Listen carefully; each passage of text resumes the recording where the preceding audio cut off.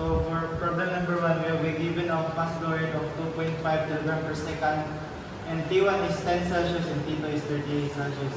So we are required to get the sensible heat. So we have a formula of Qs equals to mCp delta T, and we just need to plug in our given values, which is 2.5 kilograms for mass flow rate and 1.006 for the Cp of air, and 30 minus 10, and we will have a sensible heat of 50.3 kilowatt. So for problem number 2, we have a given of 1.46 kilogram per second of mass flow rate.